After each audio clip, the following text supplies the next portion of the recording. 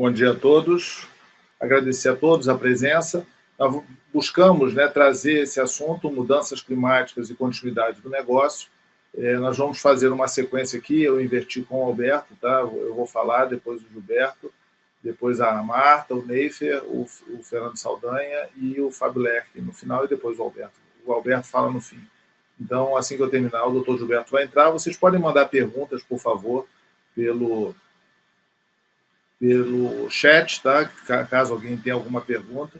Entendemos que esse desafio, que esse assunto é um assunto do dia, não só pelo ocorrido no Rio Grande do Sul, uma tristeza, mas também pelo que nós estamos convivendo no dia a dia, uma era de cada vez mais incerteza.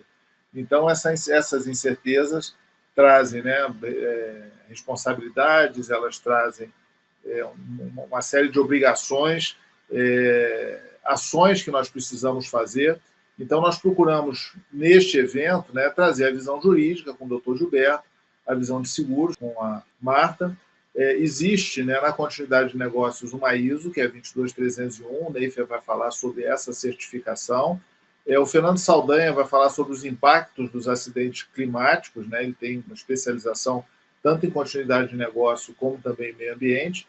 O Fábio Lerck vai falar sobre como automatizar esse ambiente complexo, que junta incerteza com acionamentos, com planejamento, com necessidade de definição de providências que precisa se tomar, a organização para a recuperação e assim por diante.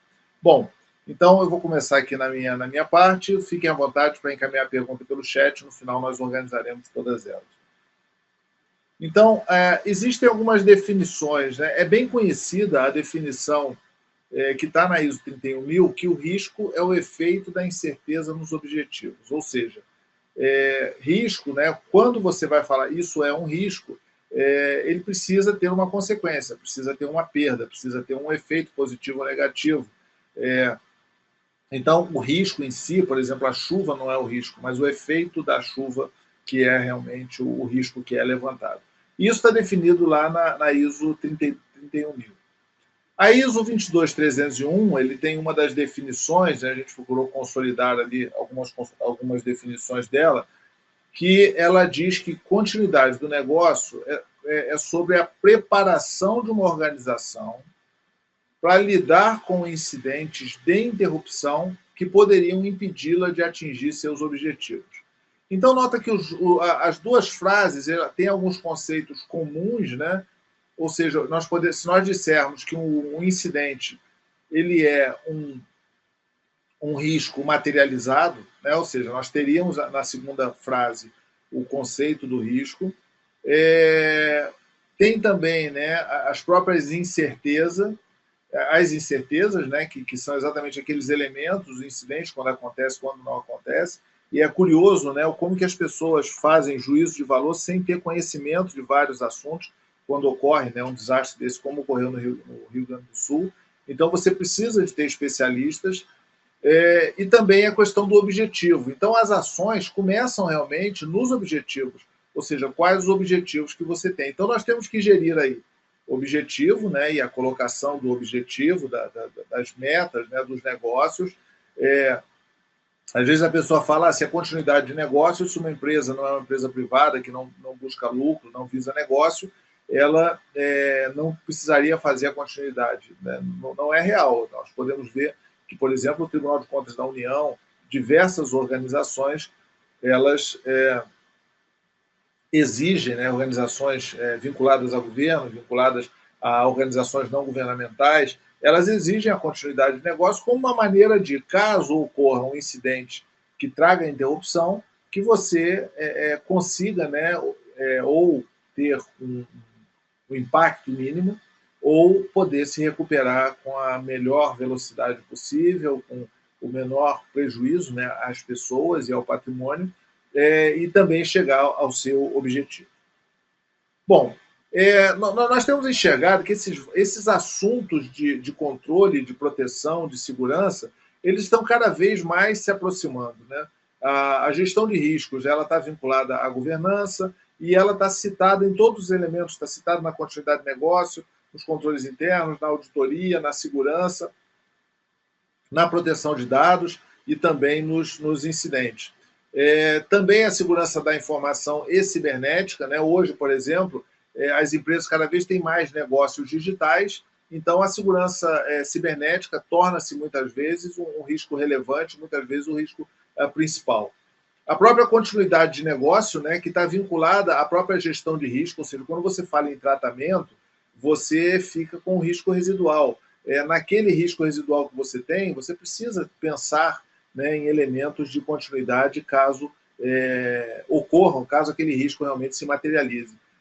Também controles internos de conformidade, cada vez mais eles são menos contábeis, né, que controles internos de conformidade começou na área financeira, contábil, combate à fraude, e hoje realmente eles estão bastante operacionais, estão olhando muitas operações.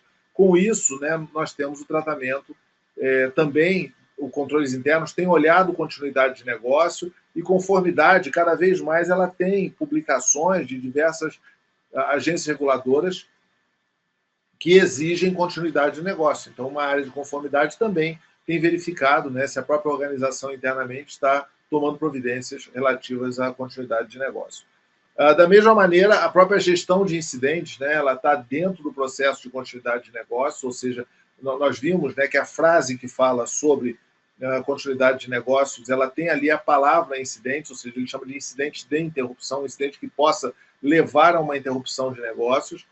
A proteção de dados e privacidade também, ela fala sobre tudo isso. Ela é uma lei essencialmente baseada em gestão de riscos, ela tem lá no artigo 46 da LGPD o tratamento de segurança, ela exige a continuidade do negócio, porque ela trata também da disponibilidade dos dados pessoais.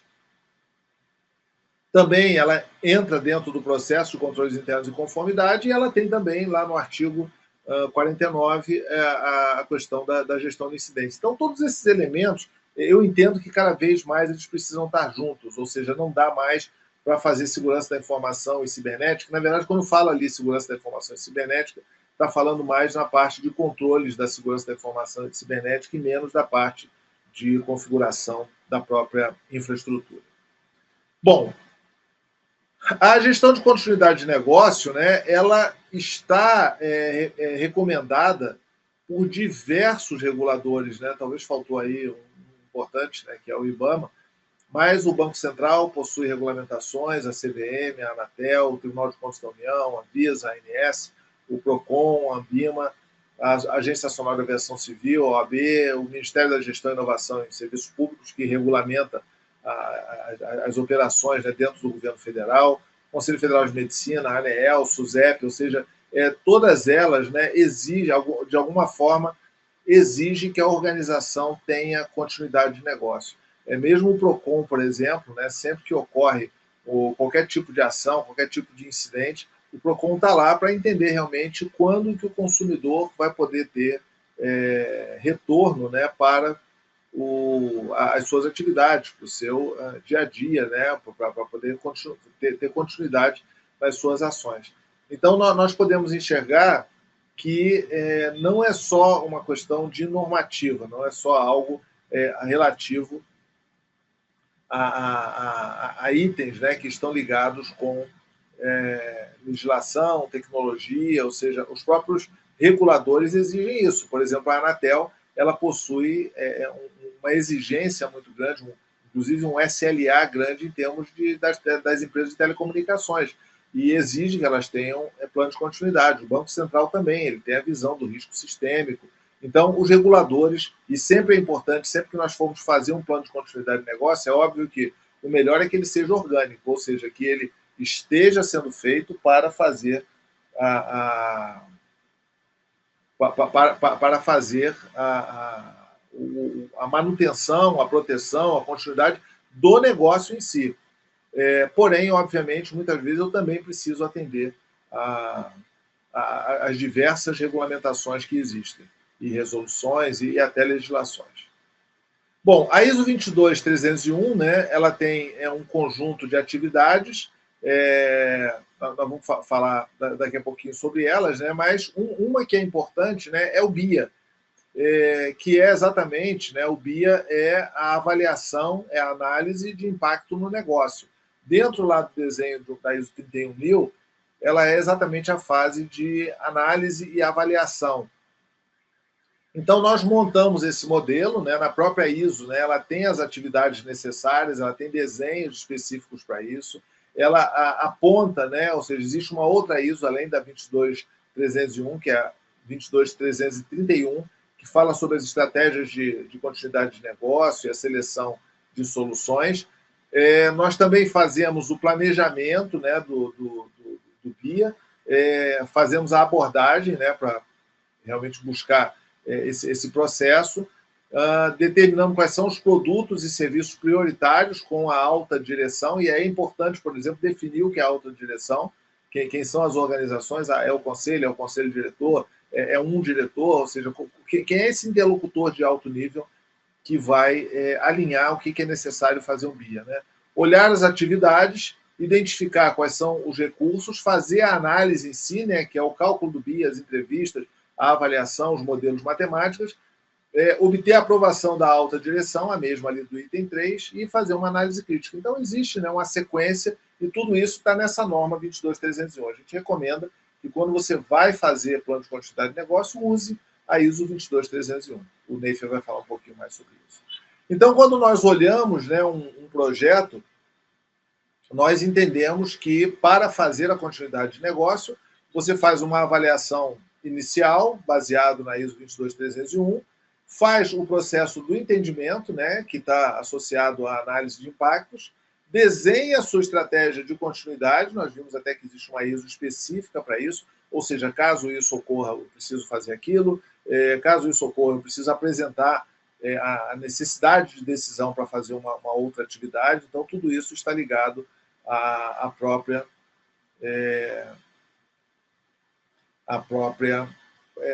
plano, né, de continuidade de negócio.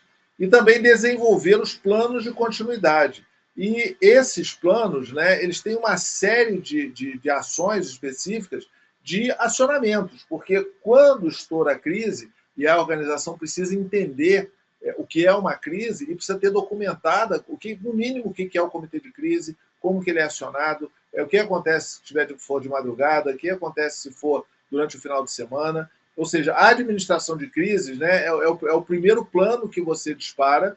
Logo depois vem a resposta ao incidente, né, que está associado, nós falamos aqui, à gestão do incidente. Nem todo, né, incidente exige um acionamento de um comitê de crise.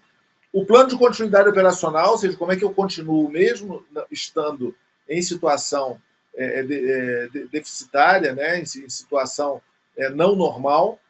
E também a recuperação de desastre, ou seja, como é que eu volto à normalidade. Então, o plano de continuidade operacional, como é que eu continuo a operação mesmo estando ainda com algumas limitações. E o plano de recuperação de desastres é aquele que diz como que eu vou retornar à normalidade. E um ponto que é bastante relevante, né, são os diversos testes e exercícios e simulações que são realizadas dentro dessa atividade. Então, essencialmente, sem querer ser simplista, né, a essência de um projeto de gestão de continuidade de negócio é exatamente essa aqui. Os planos que nós temos, né, são, na verdade, fluxos, né, ou seja, eles seguem uma sequência, e existe, obviamente, um modelo organizado, estruturado, automatizado, o LEC vai falar sobre isso, que é disparar o plano de administração de crise, ou seja, qual é o nível da crise, quem precisa ser acionado, quem precisa ser comunicado. Feito isso, né, ter o plano de resposta a incidente, acionamento de organizações externas, ou seja, a resposta em si ao incidente, o plano para continuar operando, né, e como nós falamos também, o plano de recuperação de desastres. Por fim, nós temos um conjunto de ofertas, né, que nós podemos ajudar. Nós temos serviços de gestão de continuidade de negócio, de automatização de GCN, de gestão de riscos, e que nós depois vamos comentar, o LEC também vai falar um pouquinho sobre isso. Bom, eu vou passar a palavra aqui para o Dr. Gilberto Martins, que vai falar sobre a responsabilidade civil, ou seja, como que nós, qual é a responsabilidade civil quando tiver a ocorrência, né, de um incidente, ou como é a responsabilidade civil até de não ter um plano de continuidade de negócio. Vou passar aqui para o doutor Gilberto Martins. Muito obrigado, doutor Gilberto.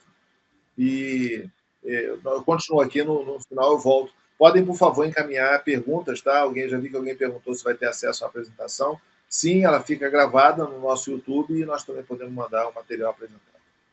Muito obrigado. Doutor Gilberto, é para o senhor. Obrigado, Fernando. Bom dia a todos.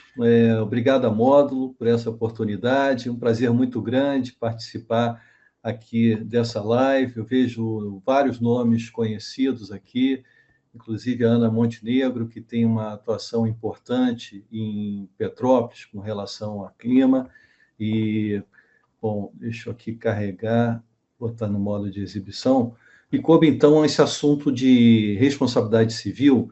Eu queria falar rapidamente sobre cenário empresarial e o que a gente tem de implicações legais nesse campo, as leis que estabelecem as políticas desse assunto, e também um projeto de lei importante que está chegando, a responsabilidade sem culpa, e para o Estado e também para os gestores e os litígios climáticos, tá? Começando pelo cenário empresarial. Eu acho que hoje em dia, inclusive com o que está acontecendo no Rio Grande do Sul, as empresas se deram conta ainda mais da necessidade de rever o modelo de negócios. E aí a gente tem uma oportunidade excelente para... Doutor Gilberto, a sua projeção não está em modo de exibição. Opa, deixa eu interromper aqui e voltar. Obrigado, Fernando. Deixa eu voltar aqui agora. Vamos ver se ela vai agora. Entrou agora em modo de exibição? Ela não apareceu ainda. Ela não, não. Ainda não? Deixa eu sair no ESC, interromper o modo de exibição. Um segundo. Desculpem por esse pequeno contratempo. Compartilhar tela. Janela. Apresentações, responsabilidade civil. Compartilhar. Agora, modo de exibição. Fernando, foi? Senão eu vou pedir para carregar daí aquele backup que eu mandei pelo e-mail. Foi? Não, não foi não. Mas pode ir assim, tá? Pode seguir assim? Tá bom. Bom, falando da primeira lei, é a da Política Nacional do Meio Ambiente. O que interessa aqui para a gente? É que é uma responsabilidade independente de culpa, é o que está ali em azul. E se acreditou, essa lei é de 1981, né? 23 anos atrás, 30, mais até, 43 anos atrás, que estabelecendo uma responsabilidade independente de culpa, se protegeria, né, bastante o meio ambiente, porque todo mundo ia ter essa consciência de que precisaria se cuidar. Mas a gente tem um diagnóstico que está ali no canto inferior esquerdo, de que, embora esse sistema tenha sido desenvolvido de acordo com padrões mundiais, ele não tem conseguido frear o volume de situações de dano resultante das mudanças climáticas. Então, em função da responsabilidade civil não ter sido suficiente, está se criando um crime novo, o crime de ecocídio. Hoje em dia, todo mundo tem falado de genocídio, né? Então, o ecocídio seria esse crime que no lado direito está definido, né? É um crime de praticar atos ilegais ou temerários, né? Com a consciência de que ele gera uma probabilidade, né? O Fernando estava falando agora um pouco de risco, o conceito de risco, né? Tem muito a ver com probabilidade, né? O efeito da incerteza nos objetivos, né? E aí o ato temerário também é definido. O ato temerário é aquele com conhecimento do risco de se criar danos claramente excessivos em relação aos benefícios, né? E para quem se dirige esse crime, né? Quem seria incriminado, né? Os autodirigentes. Então, a caminho, né, a gente tem aí um agravamento das consequências legais, e alguém poderia pensar, não, isso é uma invencionice brasileira, tupiniquim. Não, não é jabuticaba. existe um grupo internacional para incluir o ecocídio junto com o genocídio, com os crimes de guerra, como um dos crimes que podem ser punidos, inclusive perante o Tribunal Penal Internacional. Então, é alguma coisa bastante séria, abrangente e que está vindo com muita força, né? Outra lei importante aqui para a gente é a lei mais específica, que é da Política Nacional sobre Mudança do Clima. E ela estabelece princípios, né? O princípio da precaução, da prevenção, da participação cidadã, do desenvolvimento sustentável e das responsabilidades comuns. Qual é a relevância dos princípios? É que eles são abertos. Como eles são abertos, eles se aplicam praticamente em qualquer situação. Determinado caso não estava previsto especificamente na lei, de uma forma fechada. Mas estava previsto de uma forma aberta. Então, hoje em dia, o fato da gente não ter, eventualmente, por exemplo, um crime de ecocídio, não significa que já não exista uma previsão bastante ampla, né? E aí a gente tem, falando da amplidão, duas correntes com relação à responsabilidade civil, né? Uma é a do risco criado, né? A responsabilidade é na medida em que alguém cria um risco, mas a teoria predominante, a majoritária, é a do risco integral. Diz que pelo fato do dano ser muito grave, né, o dano ambiental, todo e qualquer dano deve ser incluído. Força maior, caso Roberto, não sei se o senhor está passando os slides, mas eles não estão aparecendo. Ele está no slide Lei 938, Política Nacional do Meio Ambiente. Deixa eu ver aqui, deve estar acontecendo algum probleminha. Deixa eu voltar atrás, interrompi aqui o compartilhamento. A culpa é do pessoal da talvez se vocês fizerem o upload, talvez, para tentar evitar esse problema aqui. Deixa eu carregar aqui mais uma vez. No teste, esse problema não aconteceu, né? Mas surpresas da informática. Deixa eu carregar, em vez do PPT, carregar agora o PDF. Ver se vai fazer uma diferença. Apareceu o slide sobre política nacional de mudança climática? Não? Está no PowerPoint. Está no PowerPoint. Aparece a mudança de tela agora? Não. Também não. Não? Na hora de compartilhar, ele dá opções de para qual tela compartilhar. Deixa eu voltar aqui, interrompi o compartilhamento. Voltando aqui. E agora vamos nas opções de compartilhamento. Vou botar em tela cheia. Janela. Fernando, eu tenho a impressão que eu não vou conseguir mexer aqui. Eu não estou vendo a opção de... Será que alguém conseguiria projetar daí? Carregar daí? Ela foi enviada por qual canal, Gilberto? Pelo e-mail e foi enviado para o chat da Gaia, para o WhatsApp. Compartilhou? A Gaia vai compartilhar. Obrigado. Tá. Obrigado, Gaia. Mas então, continuando, a gente tem uma situação de previsão na própria lei da mudança climática que estabelece os princípios. Então, tudo isso significa que todas as situações que já aconteceram, que venham a acontecer, Gaia, eu vou te pedir então para ir prosseguindo, né? Podemos mudando de slide até chegar naquele da lei da mudança climática. Podemos avançar. Isso. Isso, perfeito. Então, estamos nesse aqui dos princípios, né?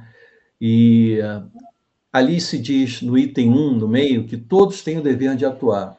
Então, por isso que quando a gente tem um desastre como o de Brumadinho, ou agora em Maceió, a gente tem é a responsabilização não de uma pessoa, como se fosse o CEO, mas de 16 pessoas. Então, em resultado desse item que diz que todos têm o dever de atuar. E no item 3, ali embaixo, né, as medidas devem levar em consideração os contextos, etc. Então, tudo é pesado. Né? Podemos ir em frente. Podemos mudar o slide.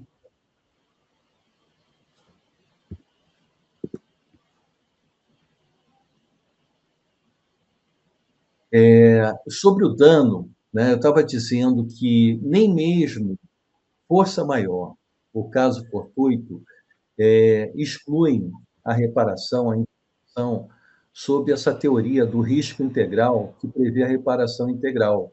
Né? E aí a reparação integral significa um dano atual e os efeitos, né? São chamados os danos intercorrentes. Então, se tem uma situação de desmatamento, por exemplo, né? Uma coisa é ter sido desmatado, outra coisa é o dano do ponto de vista de carbono, né? De você não estar mais capturando aquela quantidade de carbono que, se a mata tivesse sido preservada, ela estaria capturando. Né? Então, por isso é que a jurisprudência, ali embaixo, ela diz que não prescreve, os efeitos estão continuando. Né? Então, é uma responsabilidade bastante abrangente no espaço e abrangente também no tempo. Podemos ir em frente. Isso significa responsabilidade para o governo, né, para o Poder Executivo, né? Já se fala em responsabilidade também para o Legislativo, para senadores e deputados, e essa responsabilidade para o governo, né, tanto em função da geração de um problema, como, por exemplo, se diz que, no caso do Rio Grande do Sul, várias licenças foram concedidas, abolindo algumas proteções ambientais. Né? Então, se fala sobre isso ser uma geração de causas, né, para o que aconteceu, ou pelas consequências também. Né? Então, se tem que avaliar tanto a causa quanto a falha na prevenção ou mitigação. Podemos ir em frente. Obrigado, Gaia.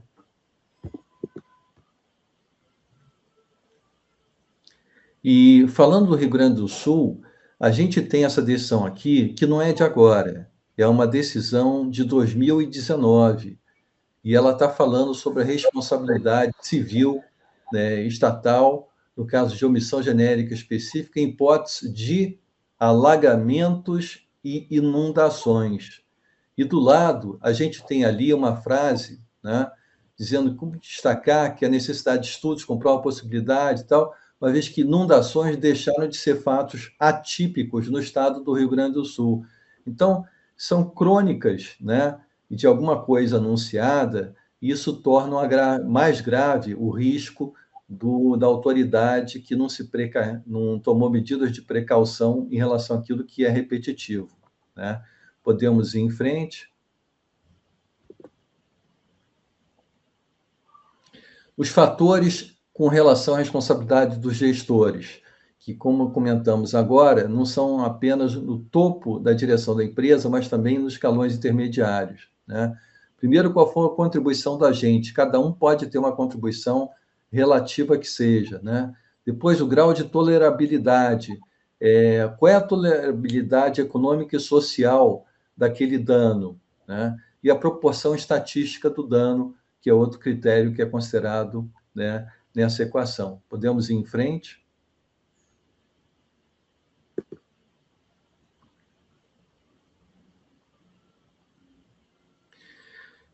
Com relação a litígios climáticos, será que isso já chegou realmente nos tribunais? Aqui a gente vê que as estatísticas são de um crescimento assim exponencial, o Brasil liderando no sul global, os casos judiciais, né, de danos de responsabilidade civil por mudança climática, né? E a gente tem, por exemplo, esse caso ali embaixo, né? É um dano ao meio ambiente que gerou uma ação do Ministério Público, da AGU, no caso, em relação à siderúrgica. Por quê? Qual foi o dano? Foi ter sido usado carvão vegetal de fontes não oficiais. Então, se considerou que, na hora que você obtém carvão vegetal no mercado paralelo, você escapa de qualquer controle. Quando você escapa de qualquer controle, você está aumentando o risco, né? Então, você está aumentando a responsabilidade. Então, esse é um tipo de caso de responsabilização civil exatamente com relação a mudanças climáticas, efeito potencial para mudança climática, né? Podemos ir em frente.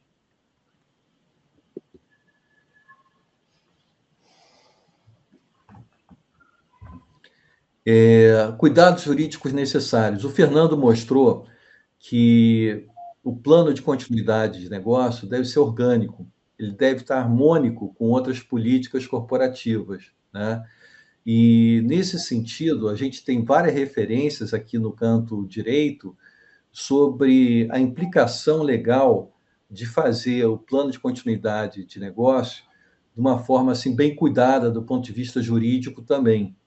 A gente assessora essa harmonização de uma forma que o PCN converse com a política de segurança da informação, converse com produção de dados, etc., que tem um glossário comum para fazer ponte conceitual entre as diferentes políticas corporativas. Isso tornou absolutamente necessário, imprescindível hoje em dia. Podemos ir para o fim, passar adiante. Então, isso é que eu queria comentar e chamar a atenção para os senhores nesse contexto de mudanças climáticas, o agravamento da responsabilidade civil, uma figura criminal chegando, né, a nível internacional e brasileiro, e a necessidade, então, cada vez mais intensa de se precaver com um plano de continuidade de negócio, com uma medida que mitiga, se não previne, pelo menos mitiga a responsabilidade. Muito obrigado. Então, eu fico disponível para perguntas ao final. Muito obrigado. Olá, pessoal. Bom dia. Prazer enorme estar com vocês. Para quem não me conhece, meu nome é Marta Chu. Eu sou especialista em riscos cibernéticos, trabalho com corretagem de seguros.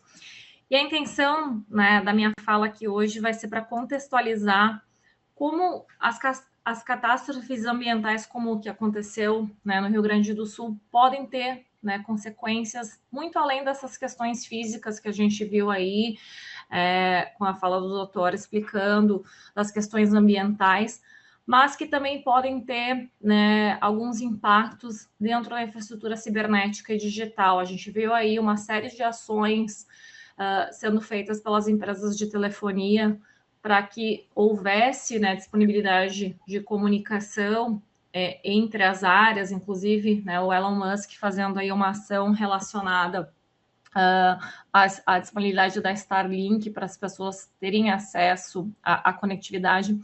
Mas a verdade é que inundações, né, e incidentes ambientais, eles podem trazer, né, muito além do dano físico, algumas questões que impactam diretamente a comunicação, desde as empresas de telecomunicação, né, até mesmo os data centers. Não há hoje operação, seja no sentido empresarial, hospitalar, né, e até de contingenciamento relacionado à segurança pública, que não há, né, dependência de sistemas. Então, isso pode trazer, né, consequências adicionais. E, além disso, catástrofes como essas trazem, né, uma exposição de vulnerabilidades para serem exploradas.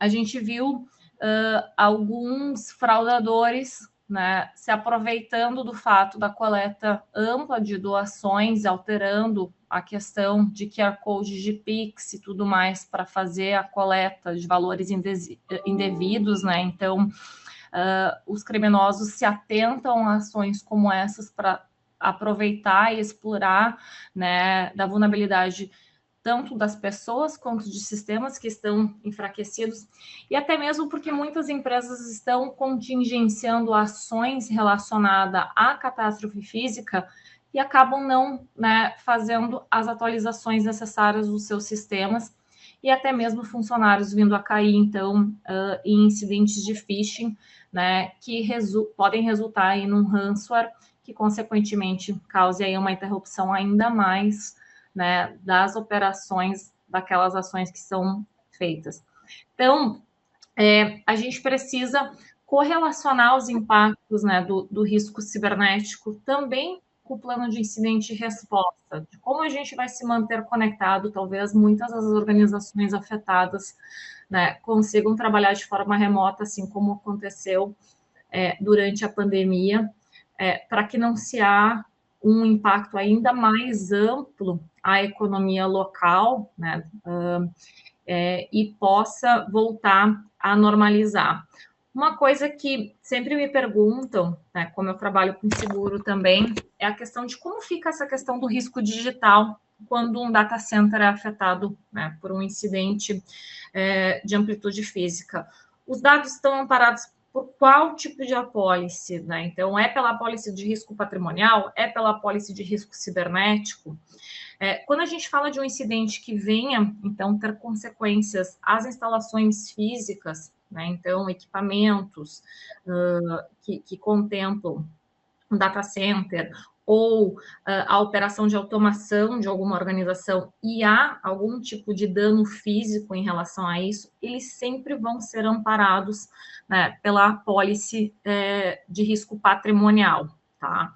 Aquilo que convém em relação à destruição de sistemas e bancos de dados por uma violação de cibersegurança, aí sim ele é amparado pela apólice de responsabilidade civil cibernética, que é a apólice de cyber. Então, elas acabam, né, se complementando dentro dessas ações. Questões de fraudes, como eu mencionei, né, e ações cybercriminosas que envolvam desvio de valores, manipulação de boletos fraudulentos, né, fraude de cartão de crédito, elas não estão amparadas por ambas apólices, é meio confuso, né? Tem uma apólice de riscos criminais, né? Então, que é o crime aqui no Brasil, e que efetivamente faz, então, o reembolso causado por fraudes. Mas, se os teus documentos, você que está lá no Rio Grande do Sul, né, teve aí uma ação fraudulenta relacionada aos teus documentos que foram eventualmente utilizados na forma digital em alguma plataforma, né, devido a algum tipo de vazamento, a responsabilização relacionada a isso pode ser respaldada pela apólice de cyber. E eu tive alguns comentários de um colega advogado, eu não sou advogada, mas eu fiz especialização em direito digital, que me acionou, juntamente com a autoridade nacional, falando a respeito que diversas pessoas que perderam seus documentos estão tendo problemas com essa relação da responsabilidade civil relacionada às informações delas, que estão sendo utilizadas, né, de maneira incoerente.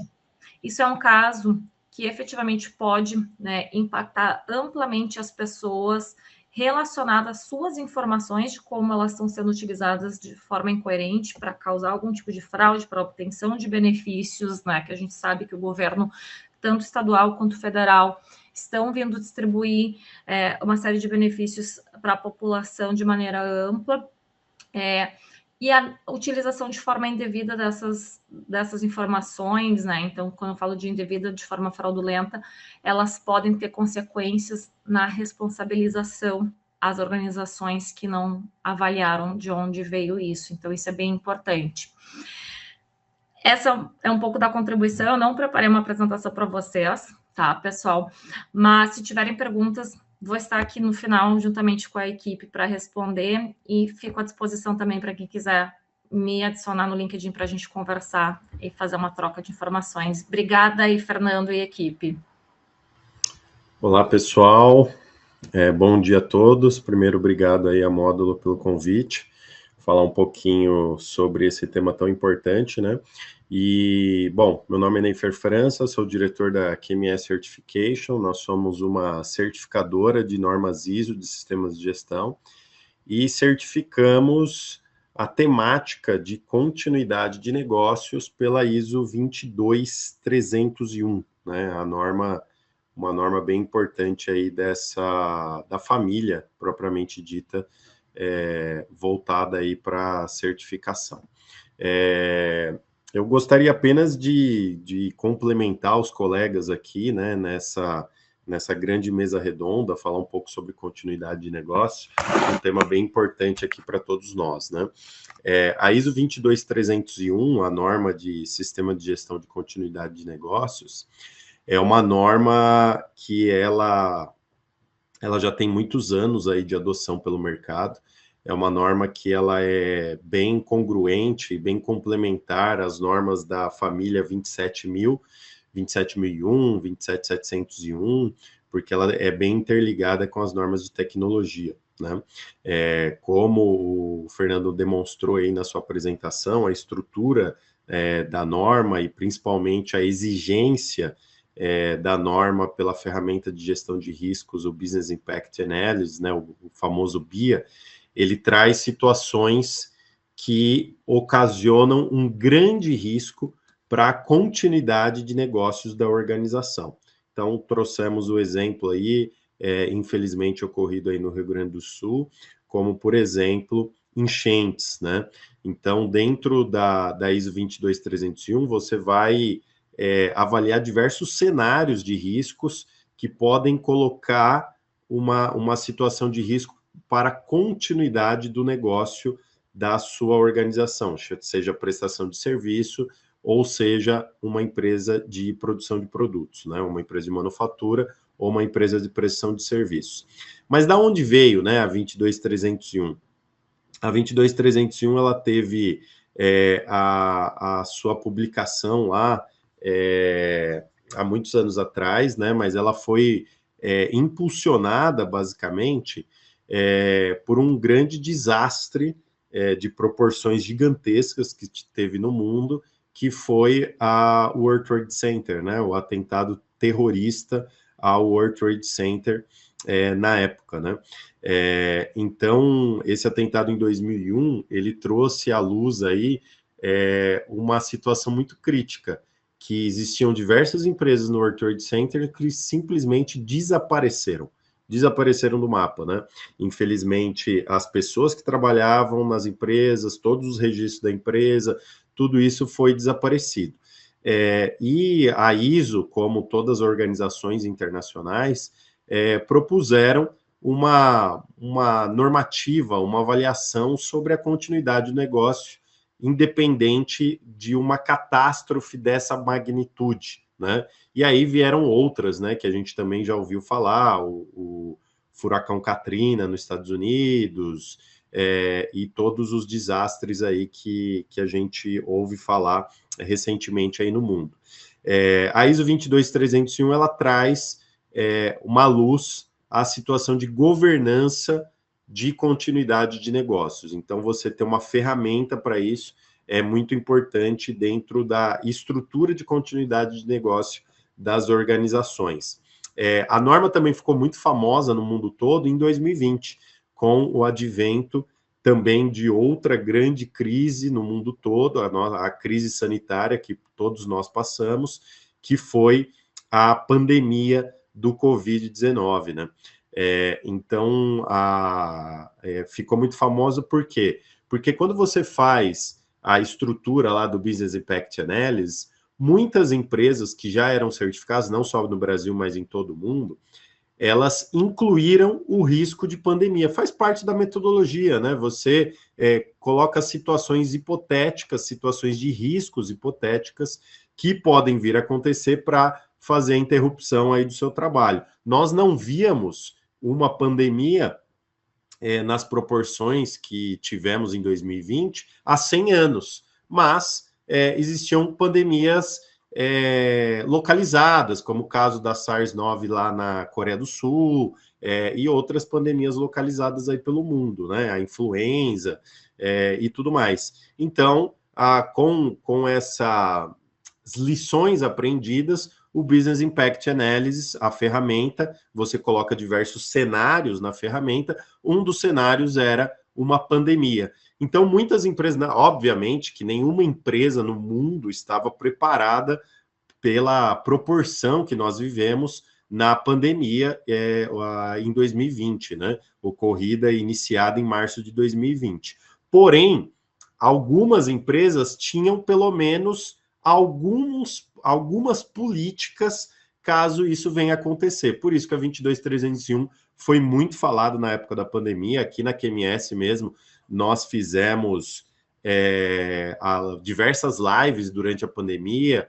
Muitas empresas entraram ao vivo, falaram de suas políticas aí sobre a pandemia, né, como que eles estavam fazendo. Algumas empresas certificadas na 22301 também citaram. Então, o trabalho remoto era uma situação que já era prevista nos controles caso ocorresse uma pandemia, a dificuldade de acesso a uma planta industrial. Então, alguns cenários eram previstos de alguma forma. É claro que é impossível prever todos os cenários. Eu acho que nenhuma ferramenta de gestão de riscos tem aí essa ambição. Mas pelo menos um norte foi dado aí pelas empresas certificadas 22301. E cada vez mais, desde 2020, ela vem sendo mais falada, mais discutida, principalmente integrada às normas 27001, 27701 e a norma 20000 também, de Sistema de Gestão de Serviços e Tecnologia da Informação. A 22301 ela é muito utilizada em bancos. A gente tem aqui diversas empresas certificadas e muita empresa da área financeira certificada, muita empresa da área de tecnologia. A gente recentemente certificou uma empresa, uma das grandes empresas aí da América Latina de data center, né? Eles são certificados na 22301, então a gente fez uma auditoria completa neles para verificar aí como é essa questão de continuidade de negócio. Imagine só uma empresa de data center, né? Ela não pode ficar nem alguns minutos inoperante, né? Então, existe também a ferramenta de continuidade de negócio para isso. Um banco também, recentemente certificamos um grande banco brasileiro na ISO 22301, sempre, obviamente, integrado a essas situações aí da 27001, da 27701, mas o que a gente observou aqui com as lições aprendidas de empresas certificadas é que as empresas, elas realmente conseguem agregar muito valor na certificação da 22301, não só no Brasil, mas em todo o mundo. Fora do Brasil, existem mais empresas certificadas do que no Brasil. Infelizmente, no Brasil, ainda a gente não tem essa cultura de continuidade de negócio. Na minha visão, acho que muito por conta da característica brasileira, né, de ser um país que não tem tantos desastres naturais, como furacão, ciclone, como acontece nos Estados Unidos, por exemplo. Então, ou no Japão também, que é o mercado, a Ásia, né, é o mercado que tem o maior número de empresas certificadas na ISO 22301. Então, o que a gente observa é que a norma vem crescendo bastante. Aqui na QMS eu observo essa procura, existem procuras constantes sobre a ISO 22301, claro que ainda localizado em grandes corporações e corporações de tecnologia em geral, mas eu acredito que cada vez mais, como eventos como esse, a gente falar sobre continuidade de negócios, a gente falar sobre 22301, a gente falar com o público de segurança da informação sobre 22301, eu acho que é um caminho para a gente fazer a norma cada vez mais conhecida, né? O processo de certificação, ele funciona como todas as normas ISO de sistemas de gestão. O grande benefício dela é justamente a integração mais simplificada com outras normas ISO de sistemas de gestão. Então, o que a gente vê é que dificilmente uma empresa busca somente a 22301, mas também a empresa busca a 22301 com normas complementares, como eu já disse, com a família 27 e a norma 20000 também, né? É o que a gente mais observa aqui de empresas certificadas na 22301, mas um número crescente no Brasil, também por conta, infelizmente, né, desses desastres cada vez mais comuns no Brasil, né? Então, barragem, agora enchentes, incêndios, tudo isso vem acontecendo, as empresas vão criando cada vez mais controles e a 22301 se coloca como uma ferramenta importantíssima, além de dar um reconhecimento internacional para a empresa que é certificada, que a empresa gerencia os seus riscos em relação à continuidade de negócio, né? Bom, esse era o meu recado, fico aberto aí para dúvidas sugestões e qualquer discussão, eu peço para vocês me seguirem aqui no Instagram, NeiferBF, e também no LinkedIn, acham facilmente Neifer França, e em qualquer rede social, QMS Brasil, QMS Certification, vocês acham muito conteúdo sobre normas ISO de sistemas de gestão e gestão organizacional em geral. Obrigado, pessoal. Bom dia, obrigado pela presença de quem está aqui, obrigado pelo convite. Eu estava comentando com o Fernando que é um prazer e um orgulho estar aqui com vocês, especialmente que esse ano estou fazendo 25 anos de parceria com a Módulo. Então, isso aqui cabe registro aqui, essa parceria de longa data aqui, que compromete entrega até a nossa idade um pouco aqui. Então, deixa eu compartilhar isso agora, o que eu vou falar com vocês aqui. O que a gente vai conversar aqui hoje? É sobre continuidade de negócios e impactos, que o assunto que eu vou tratar é a questão de impacto. Bom, então, só para deixar claro aqui que a ideia é fazer um recorte, né, e um comentário sobre a questão de continuidade de negócio com desastres ambientais. Então, esse é o nosso principal aqui assunto da questão de continuidade de negócio. Eu acho que a gente está vivendo um cisne negro. Não sei se todo mundo está familiar com esse termo, né? O cisne negro, que Nassim Taleb, um professor americano, ele é turco, mas ele atua nos Estados Unidos, em Massachusetts, criou para descrever o que são eventos. É um evento raro, de alto impacto, com mudança de paradigma. O que significa essa mudança de paradigma aí? É que depois que acontece o cisne negro, a gente muda de comportamento. Então, o 2001, o atentado às Torres, foi uma mudança de paradigma. A questão de segurança, continuidade de negócio, como foi mencionado, e questão de segurança de voo, foi mudada depois daquele ponto. A pandemia é outro cisne negro. Depois que aconteceu a pandemia, o mundo é outro. O mundo passou a ser remoto, estão aqui todo mundo à distância. Então, esses eventos causam mudança de comportamento. E eu acho que o Rio Grande do Sul, nesse momento, é uma mudança de comportamento que pode vir a acontecer. Vai ser um cisne negro? Vai ser se nós mudarmos. Se nós não mudarmos, não vai ser cisne negro nenhum. Vai ser um cisne pura e simplesmente, ou nem cisne. Vai ser pura e simplesmente um desastre.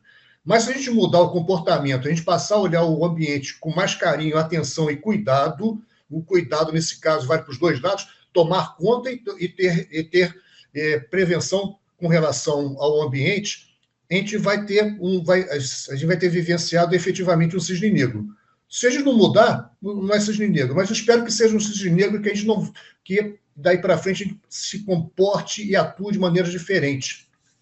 A continuidade de negócio, o Fernando citou logo no comecinho, qual é o objetivo? É garantir, aumentar a possibilidade que você tenha continuidade dos seus negócios, mesmo sob o impacto de alguma coisa que disponibilize processos críticos seus por um tempo superior aceitável. O texto é grande, né? Mas é importante citar processos críticos, né? E um tempo de paralisação superior ao aceitável. Uma paralisação pequena, você tolera, mas esse é uma chave. O tempo de paralisação. Nessa que a gente fala de tempo de paralisação, quando a gente está falando agora de impacto ambiental, muda. O que muda nessa história aqui agora de paralisação? O escopo efetivamente muda. O nosso escopo que a gente está trabalhando para continuidade de negócio vai mudar radicalmente na hora que a gente acrescentar clima no nosso jogo. E por quê? A continuidade de negócio vai pressupor que você tenha estudado casos de possibilidade de paralisação e o que pode ser paralisado seu. Então, primeiro, o Neufeld comentou, você tem que saber, você tem que imaginar os impactos, o que pode acontecer com a sua empresa, o que pode acontecer com o seu negócio. Então, você tem que pesquisar isso. Essa pesquisa, o que a gente pode ver naquela assim, o que pode acontecer na minha empresa? Agora eu tenho que pensar na minha empresa nesse escopo ampliado. O ambiente físico interno deve estar contemplado? Deve. O ambiente cyber, que já não é mais necessariamente interno, por ser cyber, ele é externo, ele é cyber, tem que estar contemplado. A gente tem que começar a pensar, incluir, mais do que nunca, os fornecedores de insumos e serviços, parceiros integradores, que complementam o seu trabalho. Tem empresas que trabalham em conjunto com várias outras, integrando um produto ou um serviço para ser oferecido ao cliente.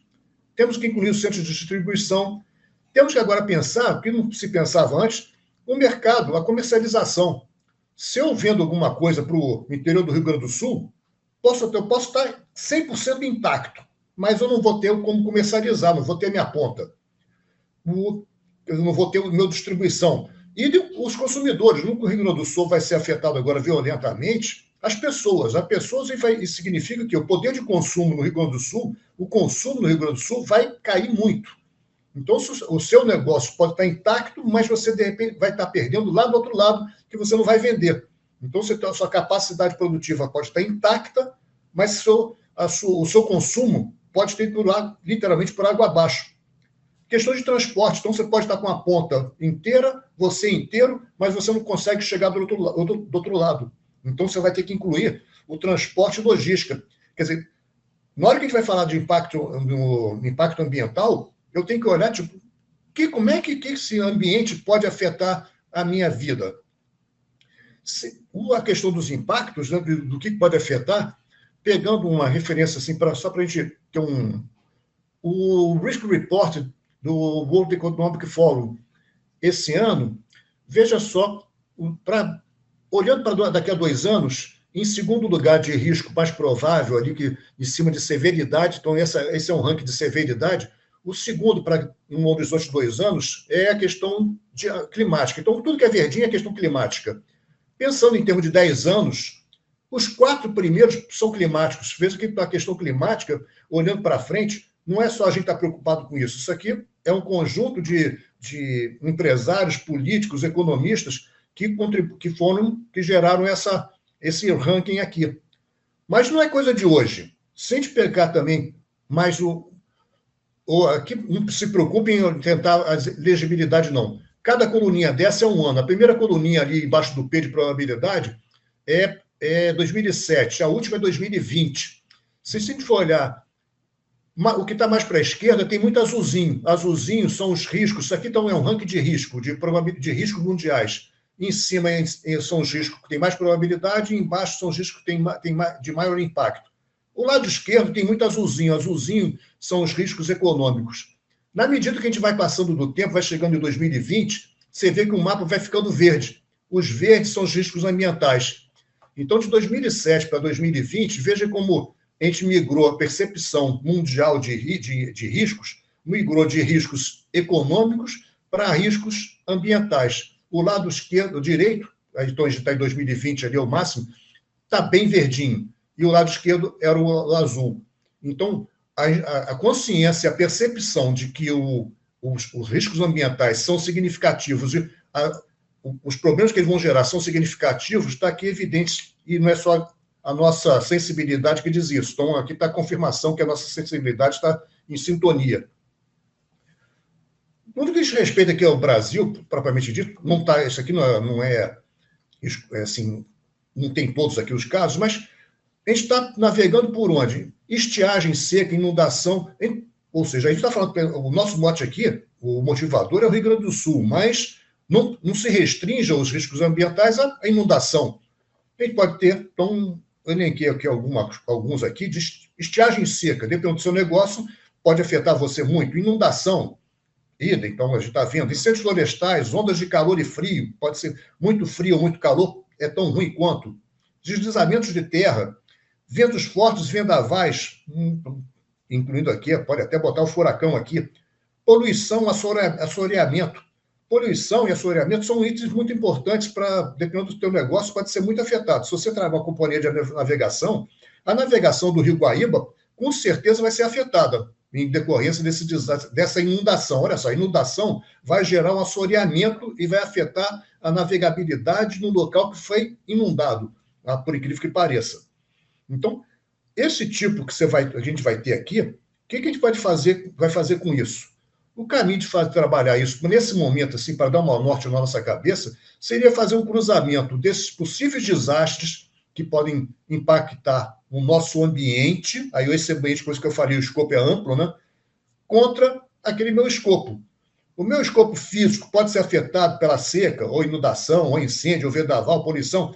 Meu ambiente cyber, a gente tentava varrer isso e procurar, tipo, quais são os eventos climáticos, desastres climáticos, que podem afetar esses meus escopos aí. E aí, tipo, você começar, tipo, então isso aqui pode acontecer, como é que isso pode acontecer? Onde tivesse um xizinho ali, você tem que começar a pensar em probabilidade. E para pensar em probabilidade, você vai ter que olhar o quê? Não é estatístico, não é assim, 1 em cada 10. 1 em cada 10 não vai significar nada, ou 10% não vai dizer nada. Você tem que olhar histórico, né? Tendência, quer dizer, do histórico ao passado. Tendência é para frente. Novas ameaças. Tem coisas que a gente não estão aparecendo no cenário, são coisas novas. Então, coisas novas podem ameaçar a gente sem a gente estar percebendo. Por exemplo, se a gente pegar o produto transgênico, onde tem um produto transgênico pode afetar o meio ambiente. Se você hoje tem uma plantação de trigo, com 10 espécies de trigo, você, se der uma praga, pode matar uma espécie daquele um tipo do seu trigo, mas você continua tendo 9. Mas se você tem um transgênico, que é só um tipo de trigo, que é a sua plantação, se tiver uma praga, ela vai matar totalmente a tua plantação. Então, o transgênico, né, que você trabalha com transgênico, necessariamente tem um lado bom e tem um lado ruim, que você pode focar só, você pode diminuir a sua diversidade. Então, o transgênico pode ser uma nova ameaça. Então, o transgênico traz novas ameaças, melhor assim dizendo. E você tem novos controles, a tecnologia evolui. Quer dizer, então, a probabilidade vai ser função disso. Eu tenho controle contra isso, eu tenho novas ameaças, olhar isso. Duração do desastre é outro ponto-chave. Tem desastres que podem ser muito longos, que é o caso aqui da inundação, e uma vez que aconteceu, o desastre permanece ativo, botar assim, a inundação continua ativa. Um terremoto, bem ou mal, pode fazer um estrago muito grande, mas ele aconteceu. E a partir do acontecimento dele, uma semana depois, ele encerrou a destruição. Então, você vai trabalhar numa recuperação a partir daí. No Rio Grande do Sul, não chegou no momento de recuperação. O desastre está em andamento, o desastre está vivo. A dinâmica do impacto é outra questão importante. Como é que esse impacto acontece? Se a gente pensar lá, de novo, no Rio Grande do Sul, a cidade de Rio Grande e Pelotas, eles têm um desastre anunciado. O desastre, nesse momento, chegou lá. Com uma semana de antecedência, você sabia que o desastre ia chegar. Então, são desastres que têm dinâmicas diferentes. De novo, um terremoto, você não tem, é uma coisa súbita. Agora, uma enchente dessa, você tem um desdobramento. Mesmo uma enchente que aconteceu em Petrópolis, aqui na Serra, a partir do momento que chove, começa a chover muito, não é da primeira gota que vai acontecer o deslizamento. Então, você tem algumas horas, pode ser pouco, mas algumas horas, não é repentino. Então, como é que essa coisa vai acontecer? Essa dinâmica do impacto, de novo, frio e calor. Você tem antecedência, você sabe que vai fazer frio e sabe que vai fazer calor. Você sabe que o tempo vai ficar seco. Então, cada desastre tem a sua dinâmica. E, olhando isso aí, o que vai ser afetado o seu, né? Como é que te afeta?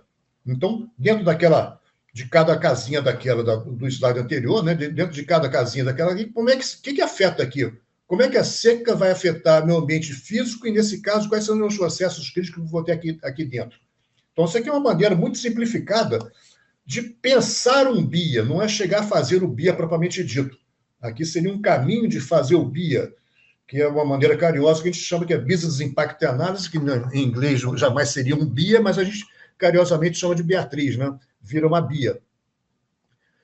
Mas, no fundo, o que é a continuidade de negócio? Quando a gente trabalha com gestão de continuidade de negócio, a gente está pensando que a palavra melhor que define é reduzir o risco de haver uma descontinuidade do negócio. Então, a gente está trabalhando com risco. E risco a gente trabalha onde? Em probabilidade e impacto. A probabilidade, nesse caso aqui, vai estar... Você reduz aonde? Você reduz tendo uma estrutura boa e processos confiáveis. O que são os processos confiáveis? Inclui desde marketing até a sua produção. Você precisa de prevenções e você precisa de reações. Nem tudo precisa de reação, mas tudo precisa de uma estrutura resiliente e processos confiáveis. Esse é o plano A. Por isso que eu comentei aqui antes de abrir as câmeras aqui. Não adianta fazer um plano B de plano A ruim. Quer dizer, não adianta ter prevenção e reação de planos A ruins. Se você tiver a reação e prevenção de plano A ruim, você vai ter a reação e prevenções ruins também. Não dá para ser bom. Então, você precisa ter um plano A bom, para aí sim, caso você montar a sua estrutura de prevenção, de reduzir a probabilidade, e depois você tem a estrutura sua, quando necessário, você tem o risco residual, mencionado pelo Fernando, De um risco residual, você precisar ainda reduzir mais ainda o que sobrou. Então, você vai trabalhar em reduzir o impacto, porque reduzir a probabilidade você faz com a prevenção, você faz com seus controles, suas barreiras.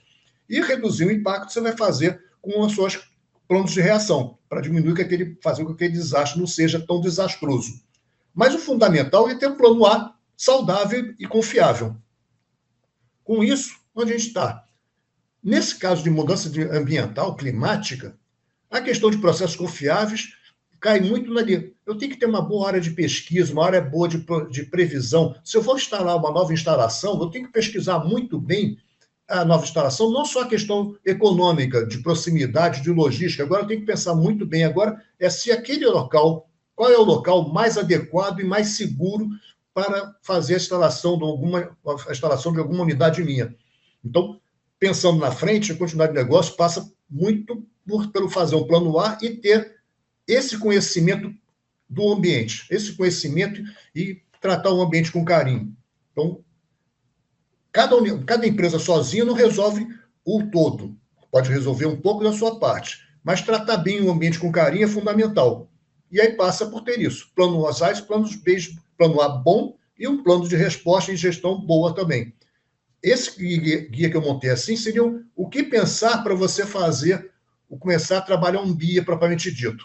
Um BIA, no caso desse aqui, envolvendo impacto ambiental, é um BIA extremamente interessante de fazer, vamos chamar assim. Com isso, eu encerro aqui minha singela participação aqui, mais uma vez agradecendo o espaço aqui que eu tive e o carinho de vocês e do pessoal da Módulo. Ok? Obrigado, foi um prazer estar aqui. Obrigado, Saldanha. Vamos passar agora para o Fábio Lerck. Bom dia a todos. Meu nome é Fábio, né, como mencionou o Fernando.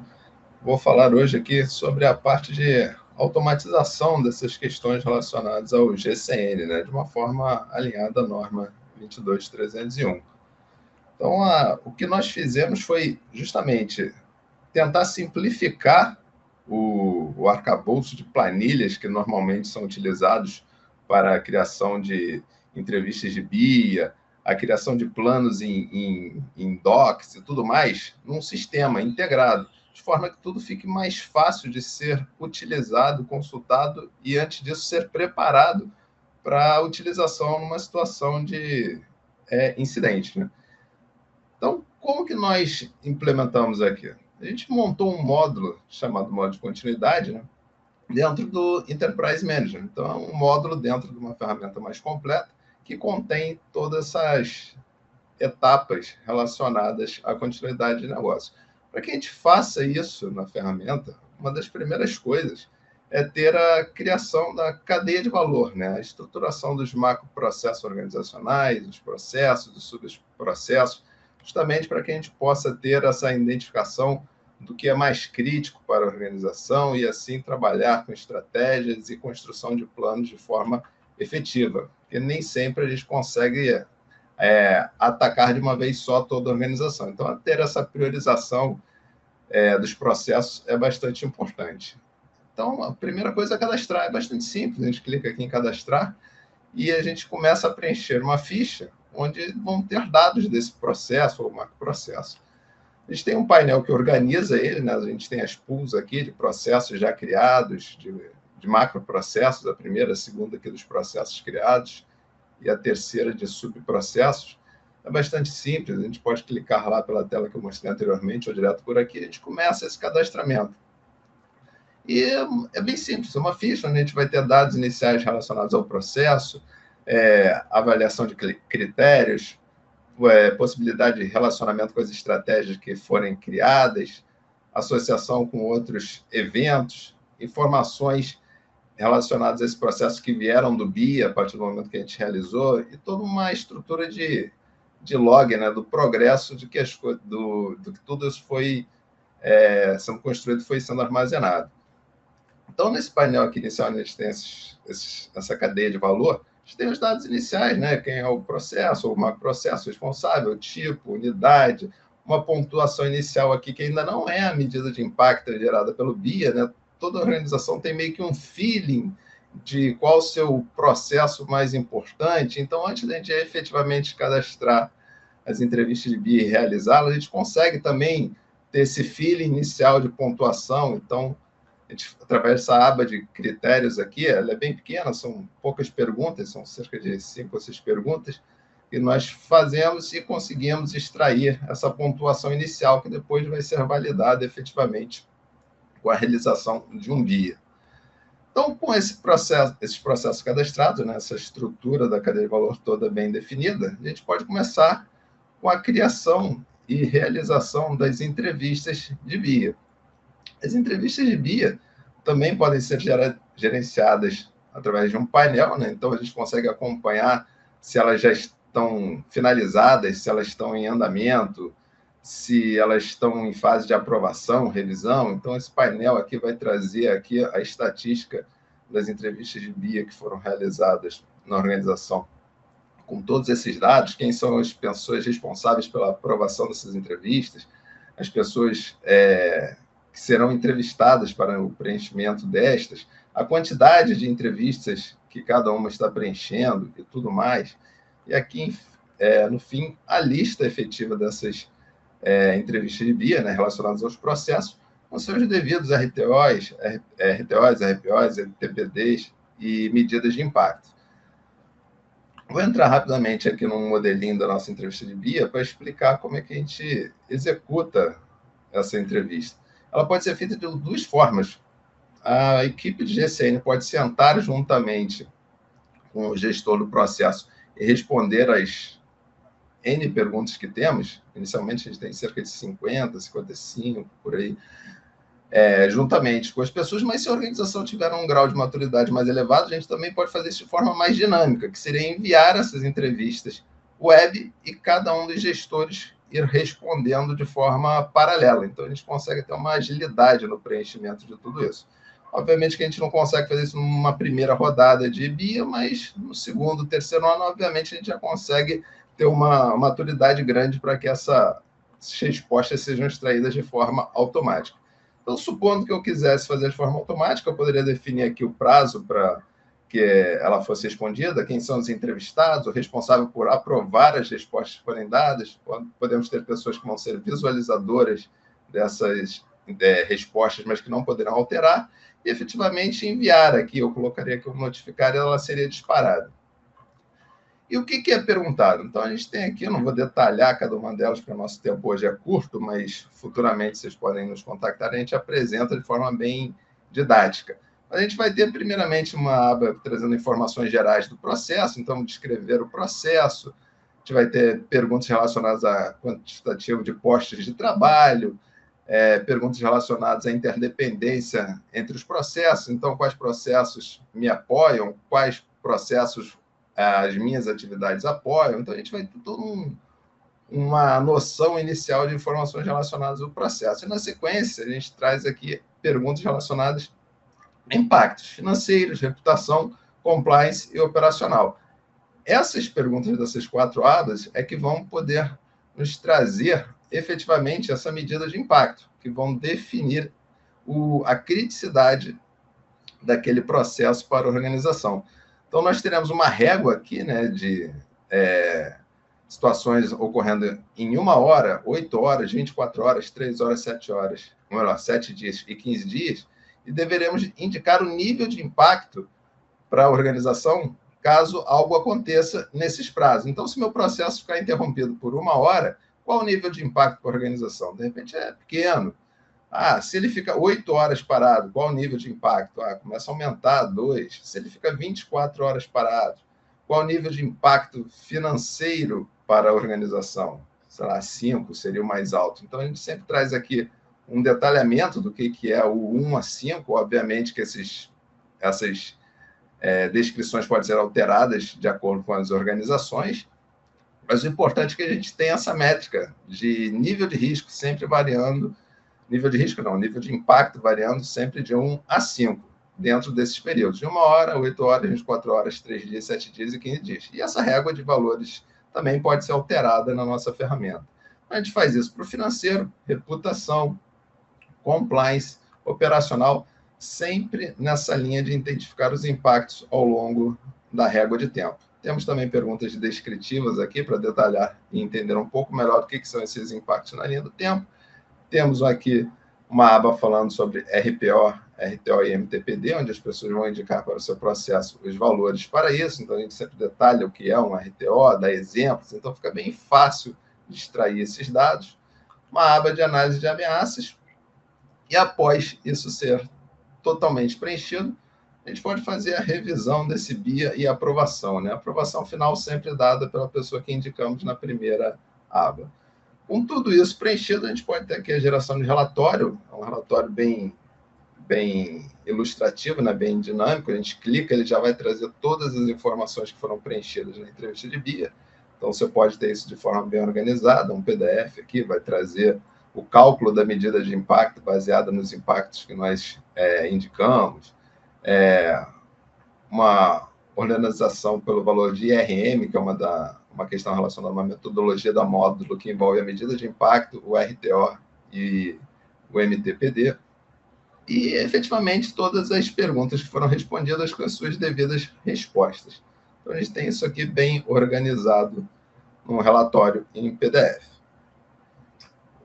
Então, a ideia é que a gente faça todas essas entrevistas de BIA e, no final, tenha o ranqueamento e a identificação do que é mais crítico para nossa organização.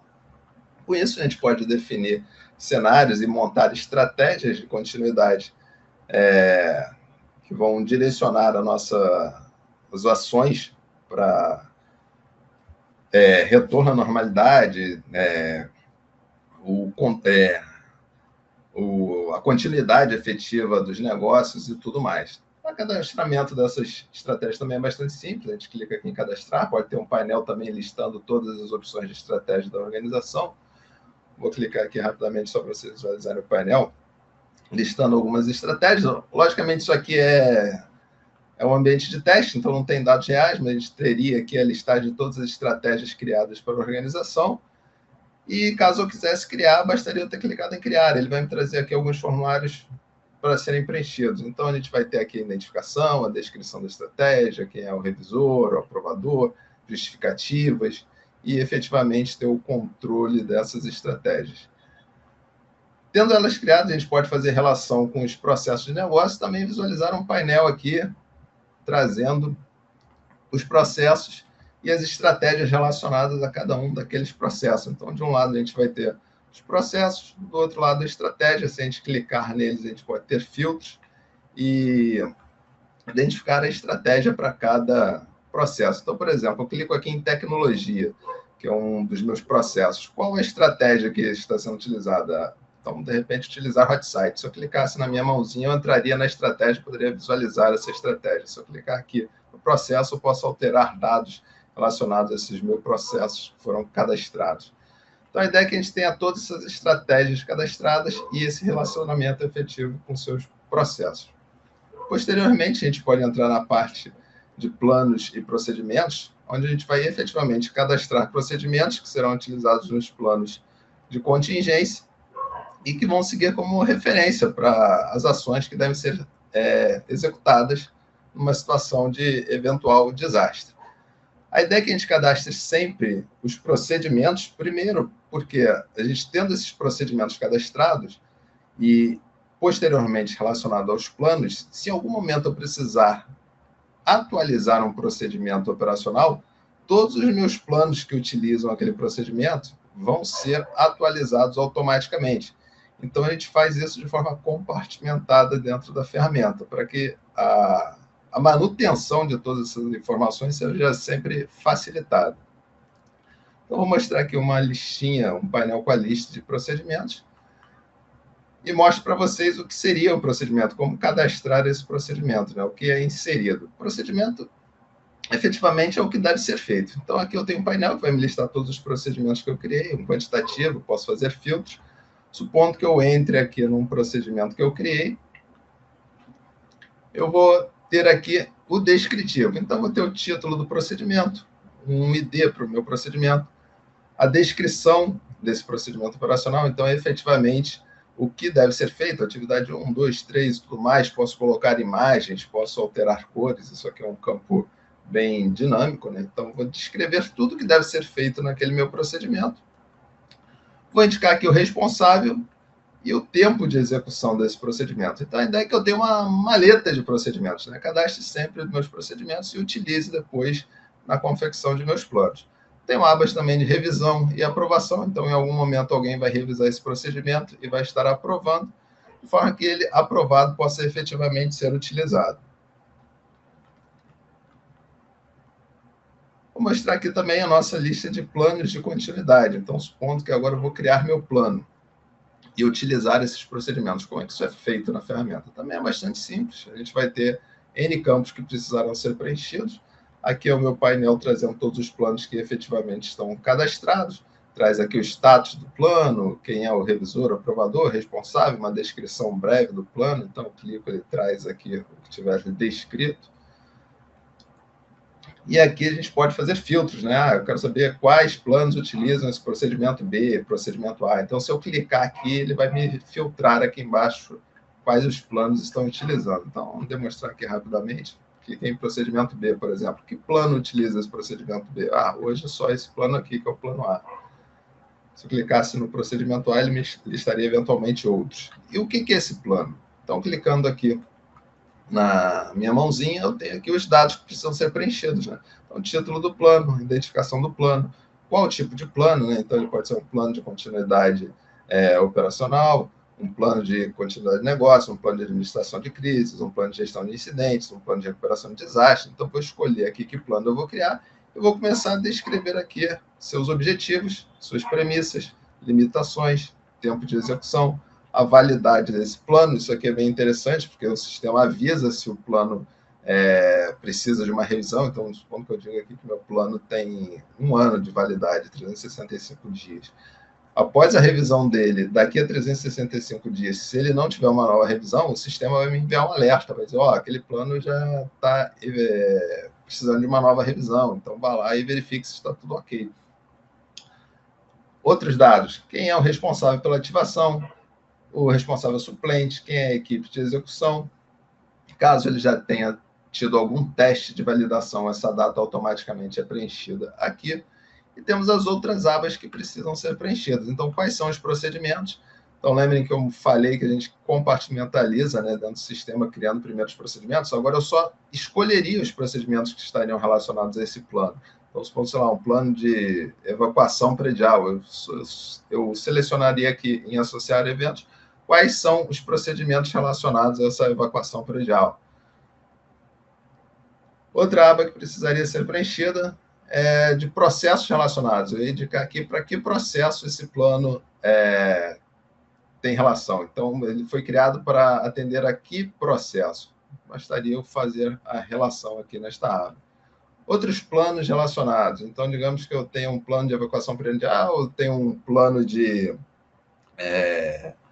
inundações, ou um plano de emergência contra cheias. Eu posso aqui estar relacionando esses dois planos de cheias com o plano de evacuação predial, porque primeiro eu tenho que evacuar as pessoas do prédio e depois executar os demais procedimentos. Então, eles têm relação, eu poderia estar montando toda essa relação aqui, essa cadeia de relações.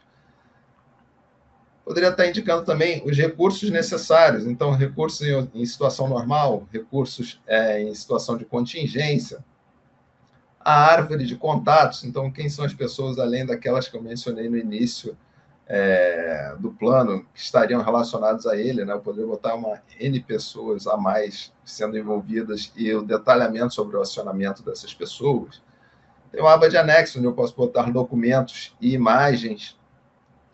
Posso também ter aqui a revisão sendo feita e a aprovação, e com tudo pronto também posso gerar um relatório aqui de forma bem dinâmica. Então, quando eu clico na minha vinha de relatório, ele vai me listar aqui tudo que foi descrito para esse meu plano. Então, ele vai trazer todas as informações iniciais que eu cadastrei, as equipes envolvidas, os recursos necessários, informações sobre os processos relacionados. Como é um sistema integrado, você repare que em nenhum momento eu mencionei no plano dados sobre MTPD, RTO e RPO, mas eu indiquei o processo. Como eu indiquei o processo e aquele processo teve uma entrevista de BIA sendo realizada para ele, o meu plano já vai me trazer essas informações automaticamente relacionadas. Então, só indiquei o processo relacionado ao plano, ele já me traz outros dados de outras etapas que eu executei dentro do sistema. Vai trazer efetivamente os procedimentos que eu tenho que seguir, né? Então, o procedimento A, o procedimento B, o eventual procedimento C, com todas as suas atividades bem descritas e quem são as pessoas envolvidas na sua execução. Tenho aqui a parte de planos relacionados, então se eu indiquei algum plano relacionado, ele vai me trazer também. A árvore de contatos, detalhamento sobre o acionamento que eu tenha preenchido e os anexos finais do meu plano. Então, o que eu coloquei como documento vai ser listado aqui, o nome deste documento, e o que eu coloquei como imagem, efetivamente, vai aparecer como imagem. Então, se num plano de evacuação predial eu botei uma rota de fuga, no meu documento em PDF, ou RTF, né, a gente pode gerar em RTF também, ele traz aqui todo essa imagem com a rota bem desenhadinha. Após a construção do plano, eu preciso testar esse plano também. Então, é importante que a gente faça teste. A gente pode fazer um teste de mesa, um teste funcional, um teste de performance. Então, seja lá qual for o teste, é importante que cada plano tenha os seus sendo realizados. E nesse painel aqui, eu posso acompanhar todos os testes que foram criados e a situação que ele se encontra. No exemplo aqui, eu só tenho um teste criado, que ainda nem foi efetivamente finalizado, está em preenchimento, né, em andamento. Então, se eu clicar aqui nele, eu consigo fazer toda essa gestão do teste. Então, o que é isso? É cadastrar o que deve ser feito nesse teste e o resultado obtido no teste. Então, vou ter aqui a identificação do teste, o objetivo, considerações sobre o teste, a previsão de início, o cenário do teste, o modelo de avaliação do teste. Tem uma aba dedicada à equipe envolvida. Tudo no sistema que eu tenho uma equipe envolvida, eu posso fazer uma notificação. Então, no plano eu posso notificar, no procedimento eu posso notificar, no BIA eu posso fazer notificações para que as pessoas relacionadas ao item sejam comunicadas, né? Posso definir aqui um cronograma. Essa aba de cronograma é efetivamente um modelo semelhante ao Project. Então, eu posso botar aqui todas as atividades que devem ser executadas em cadeia, aqui, cadastradas bonitinho. Do lado direito aqui, vou ter inclusive o Gantt sendo desenhado. Se eu botar aqui 10 atividades, as 10 vão aparecer aqui, a gente vai fazer o relacionamento com data de início e fim, e o Gantt vai aparecer bonitinho. Então, caso eu queira detalhar a esse nível, eu também consigo detalhar as atividades num cronograma, as atividades de teste, né? Na aba de plano de execução e planejamento e execução dos testes, eu posso dizer aqui quais são essas macro atividades que têm que ser feitas, atividades necessárias a serem feitas, caso eu não tenha feito o detalhamento ideal, o detalhamento detalhado é feio, né? Não faz sentido, mas o planejamento detalhado no cronograma, eu posso fazer ele aqui de forma mais macro, indicar a data de realização do teste e, na sequência, efetivamente, indicar aqui qual foi o resultado. Então, vou trazer aqui todo o resultado para o meu teste, o tempo de execução, eventuais anexos e a situação, se ele finalizou ou não, justamente para que no meu painel eu tenha aqui o acompanhamento de que situação ele se encontra.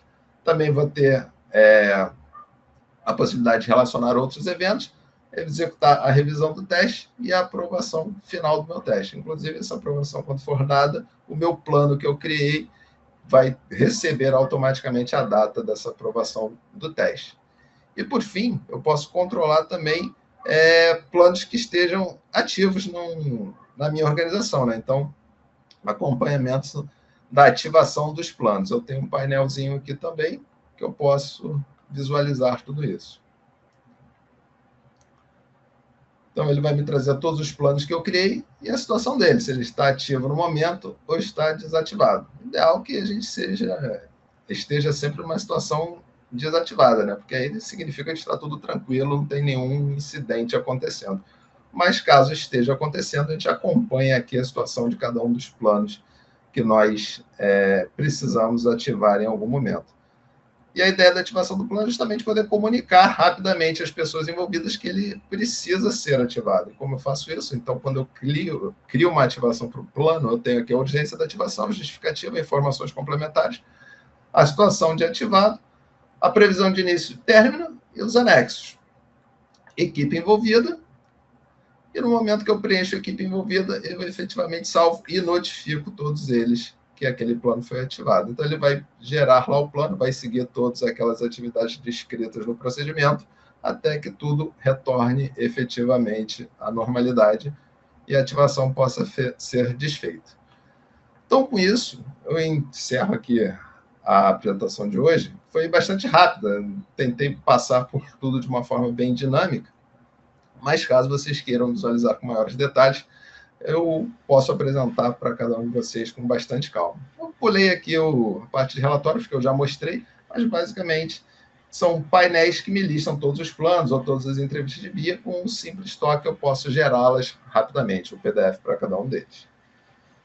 E com isso eu agradeço aí a vocês que estiveram aqui hoje nos assistindo. Um abraço e até a próxima. Muito obrigado, Lerck. Agora o Alberto vai falar. Logo depois eu retorno para fazer o encerramento. Bom, mais uma vez, obrigado aí, Fábio, pela apresentação do sistema, obrigado a todos, reforçando a vocês, aí existem algumas perguntas aqui no chat, vamos tentar responder elas logo agora ao final, depois dessa rápida apresentação. Se tiverem mais dúvidas, contribuições, interagem com a gente aqui pelo nosso chat, né? Então, para encerrar esse nosso ciclo aí sobre gestão de continuidade de negócios, né, vamos falar um pouquinho sobre a questão de riscos quantitativos. E essa abordagem de riscos quantitativos, né, ou como o pessoal tem chamado aí, a visão do CRQ, né, Cyber Risk Quantification, é uma abordagem bem interessante porque supostamente traduz informações de risco, muitas vezes técnicas, né, ou tecnológicas, que, para apoio à tomada de decisão dos executivos, do pessoal de negócio, é preciso aí que a gente utilize uma linguagem mais familiar ao mundo financeiro, ao mundo de negócios, né, utilizando aí realmente uma linguagem simples e, ao mesmo tempo, que possa realmente apoiar essa tomada de decisão. Essas abordagens é interessante porque, sob o ponto de vista de segurança da informação, a nova versão da norma 27005, né, que é a norma de gestão de riscos de segurança da informação, ela traz exatamente essa ideia de duas diferentes abordagens, uma mais tradicional da nossa segurança, que é a abordagem baseada em ativos, ou bottom-up, né, de baixo para cima, que normalmente é uma linguagem mais voltada para o técnico, né, uma voltada mais aí para as questões específicas da tecnologia ou dos ativos, na verdade, que eu preciso proteger, e até construir um cenário dentro dessa visão de baixo para cima. Mas a 27005 traz também a ideia do que ele chama Event-Based Approach, né, que é uma abordagem baseada em evento, onde é possível a gente criar de uma maneira mais alto nível, e aí estamos falando linguagem de negócios, né, o que seriam esses cenários de riscos para negócios, né? Então, quando a gente, na verdade, faz uma abordagem mais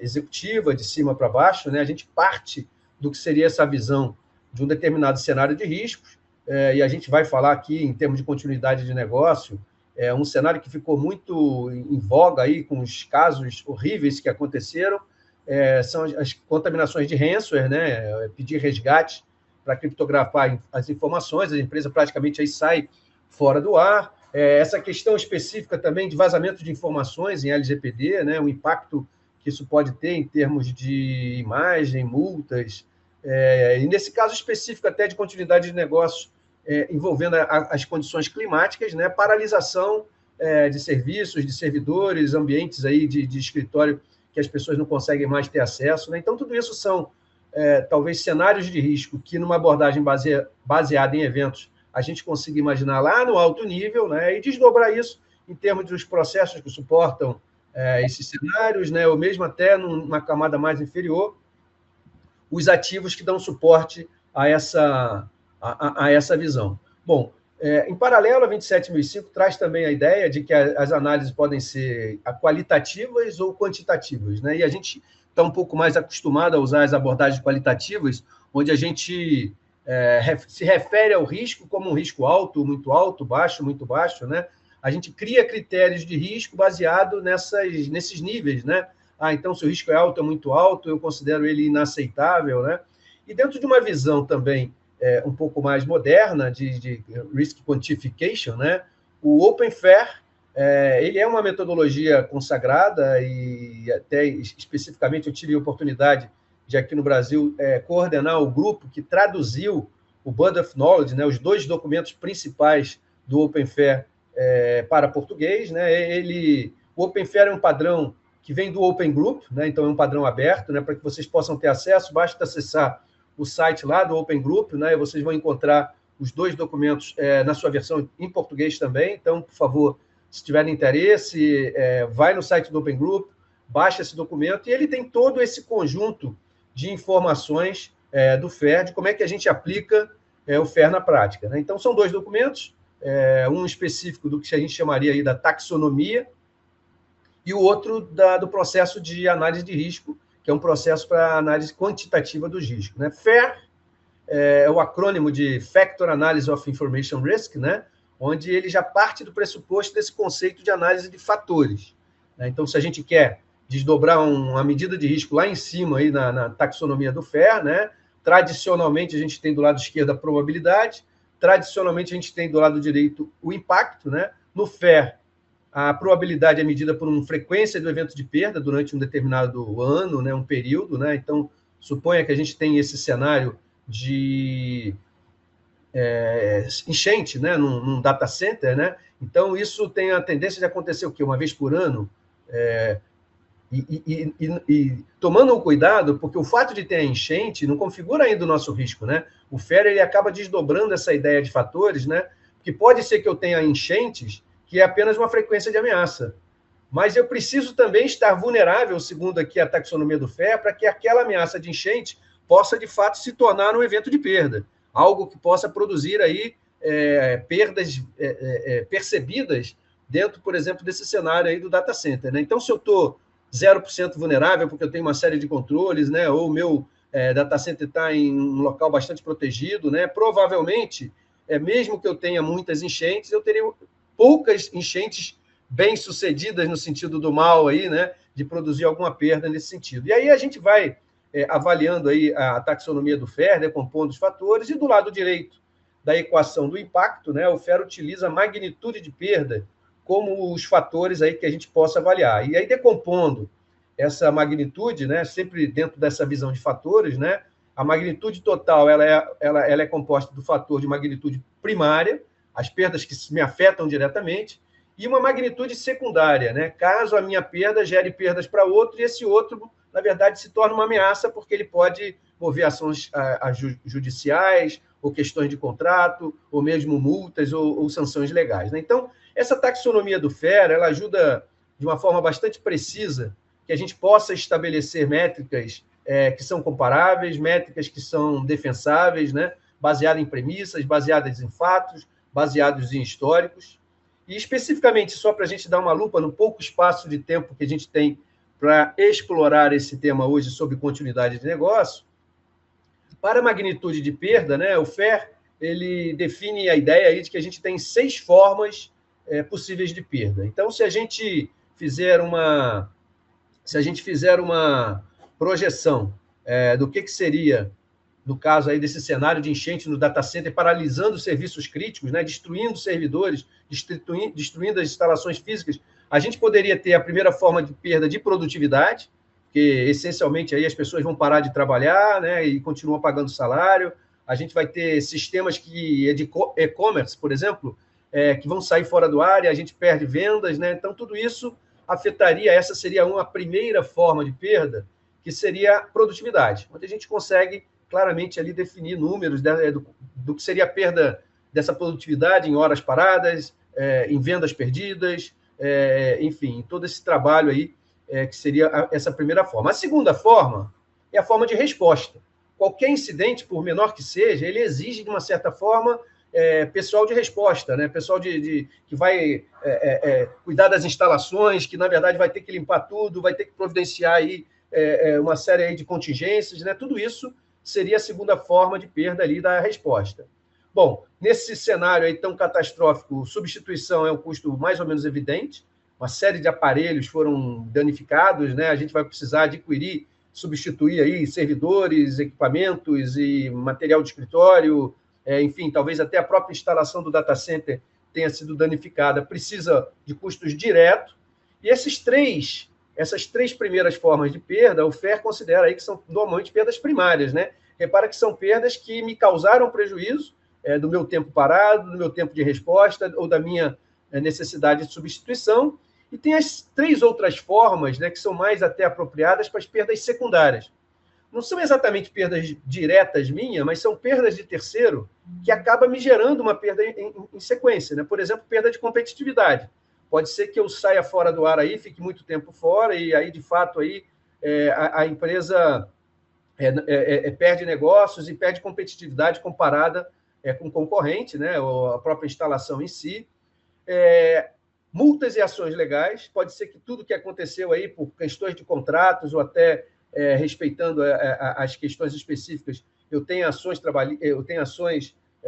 cíveis, ações específicas, como foi bem colocado aí pelo doutor Gilberto, e até a reputação da imagem da empresa, né, que pode afetar aí a médio e longo prazo aí também essa visão. Então, é apenas um panorama rápido, né, numa expectativa de que, especificamente, um dos fatores do FER, que é o fator de magnitude, que mede o impacto, a gente tem essas 6 formas de perda que a gente poderia detalhar para cada um desses cenários de risco. O objetivo, então, utilizando um software, uma ferramenta, enfim, uma planilha já vai ficar com um pouco mais de dificuldade, mas usando algum tipo de técnica, todas essas métricas do FER, de frequência, do que seria esse evento de perda e de magnitude, né, eles são conjugados numa simulação de Monte Carlo, né? A Módulo tem um software que é o QuantRisk, que utiliza aí uma simulação de 100 mil gerações de eventos aleatórios, né, que respondem a essa frequência e magnitude, e chega ali a não exatamente a um número preciso do que seria um risco, né, mas chega aí a um gráfico, né, com a possibilidade, normalmente o pessoal costuma associar esse tipo de situação aí com gráficos de cauda longa, né? O que é um gráfico de cauda longa?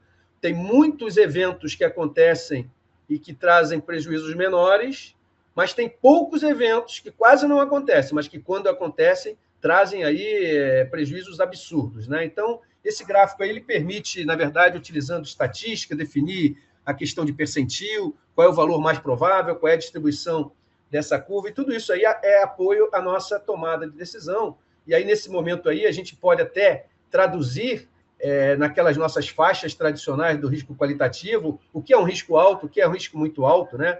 Muito alto acima de um determinado valor, mas o mais importante é que a gente esvazia um pouco a subjetividade da gente considerar o que é alto, o que é baixo, e passa a trabalhar em cima de números financeiros, monetários, né?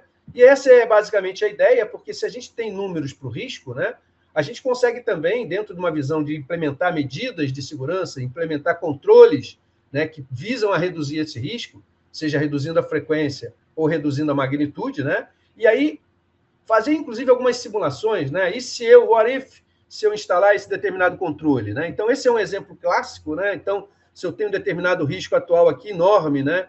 E, de repente, eu investindo um valor menor em termos de controle, eu consigo fazer uma baita redução desse risco, que era lá na ordem de grandeza de 7 milhões, quase 8 milhões, para um risco residual de 360. Ora, a conta matemática é muito simples, né? Eu poderia imaginar que, até para calcular o Return of Investment, o ROI, eu estaria aplicando 321 mil de investimento, que é o custo da implementação daqueles meus controles, em compensação, reduzindo um risco de quase 8 milhões para 360 mil. Portanto, aí o retorno é fantástico, 7 milhões. Então, eu tenho quase 20 vezes aí o retorno desse investimento nos controles. Então, essa é a ideia, a gente conseguir, a partir da quantificação de riscos, estabelecer métricas, não só para que a gente possa conversar sobre o risco, utilizando uma linguagem financeira, uma linguagem mais de negócio, mas, principalmente, o apoio à tomada de decisão.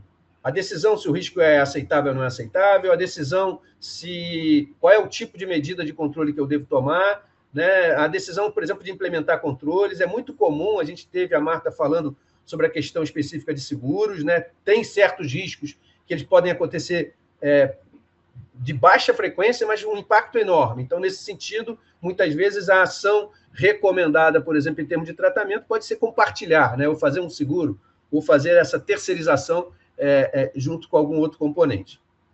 Essa é a visão, em homenagem ao Fernando Saldanha, que falou um pouquinho sobre o cisne negro, né?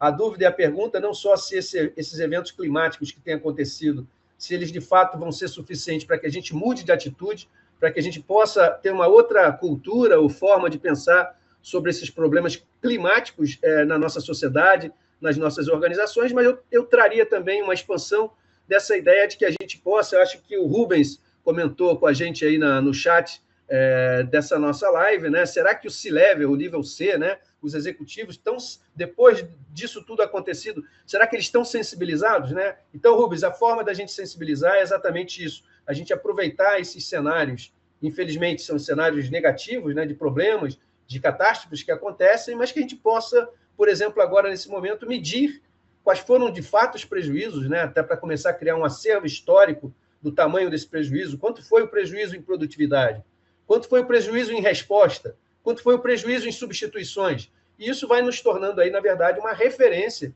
para que num próximo evento, que tem uma determinada probabilidade de acontecer, eu possa tratar controles, né, que reduzam essa frequência para que não aconteçam mais, ou caso aconteçam, reduzam esse impacto ou essa magnitude. Então, era isso. Eu só vou deixar para vocês aí também uma ideia aí, especificamente para os interessados em Open Fair, né? Existem vários artigos que eu tenho publicado. Alguns dos amigos aqui eu já vi que são assinantes da minha newsletter. Eu vou colocar aqui no nosso chat, né, o link da newsletter. Tem vários artigos que falam aí sobre o FAIR, como usar o FAIR para calcular, como se certificar no FAIR, as 6 formas de perda do FAIR. E essa semana, né, segunda-feira, publiquei um artigo exatamente sobre o uso de FAIR na gestão de continuidade de negócio. Então, se quiserem ver no artigo aí alguns cenários típicos, né, como esses que a gente comentou, um cenário de ransomware ou de desastres naturais, e como é que a gente pode utilizar o FAIR para quantificar e entender os impactos financeiros do que aconteceu, baseado nas 6 formas de perda, e também baseado na ideia de modelos preditivos, né, para o Fábio Lerck apresentou a questão de configurar cenários para o nosso RTO, para o nosso RPO, e assim definir pontos e tempos de recuperação. Esse artigo aí ele pode dar uma luz para vocês. Então, pessoal, era isso. Eu acho que a gente vai agora para a nossa última parte da live. Vou passar a bola para o Fernando. Algumas perguntas que vocês já encaminharam. Agradecer antecipadamente aí aos amigos, essas feras que participaram conosco aqui dessa live, o Dr. Gilberto Martins, a Marta, o Neifer, o Fernando Saldanha e o Fábio Lerck. Fernando, acho que está com você aí a sessão de perguntas e o encerramento. Alberto. Bom, pessoal, peço para a gente poder abrir as câmeras. Como nós estamos aí em cima do nosso horário, né? Eu vou pedir para cada um fazer o seu encerramento. O pessoal já viu ali as perguntas que estavam apresentadas, e aí a gente já faz uma rodada aí de comentários gerais, respostas e também o encerramento, né? Nós vimos que tiveram perguntas que remetiam, né, muitas vezes para a própria conscientização, responsabilização, ou seja, é um processo que tem pessoas, né? Quando nós falamos, vou dar um exemplo, eu acabei de ver aqui uma mensagem da escola da minha filha pedindo voluntários para separar doações, para fazer a triagem das doações. Com certeza, receber as doações triadas agora, né, que é o momento de preparação da recuperação e da continuidade, faz uma diferença muito grande, porque as doações vêm qualquer coisa. Tem gente que doa coisa que não dá para usar, ou seja, chega lá, atrapalha mais do que ajuda.